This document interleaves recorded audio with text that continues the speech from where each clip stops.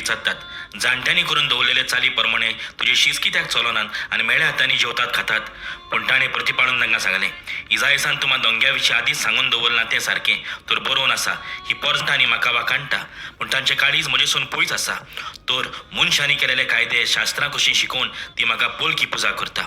देवाची आज्ञा सांडून मनशाच्यो चाली तुमी पाळटात आनी तांकां म्हणटा तुमची चाल सांबाळचे खातीर तुमी देवाचो उपदेश सामकोच कुशीन काडून उडयतात. तर मोइसेसान सांगना तुज्या बापायक आनी आवयक मान दी आनी बापायक वा आवयक शिरापता तो मरून वचूं. पूण तुमी सांगतात कोणूय बापायक वा आवयक अशें म्हणत जाल्यार म्हजें कडलें कितें तुमकां उपकार तें करबान.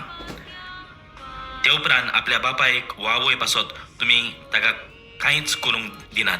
ह्या वरवीं तुमचे मदें पाळून आयलेले तुमचेच चालीक लागून देवाचे उतर तुमी निर्फळ कोत्तात आनी असल्यो जायत्यो हेर वस्तू तुमी कोत्तात. म्हणजे बाबड्यानो आदी थान करून येयले अशें आमी जायत्यो मनशाच्यो चाली रिती आमी पाळटा पूण देवाची आज्ञा आमी पाळना. देवाची आज्ञा पाळुया आनी ह्या वरवीं आमी मनशाचो मोग करुया ताची सेवा करुया.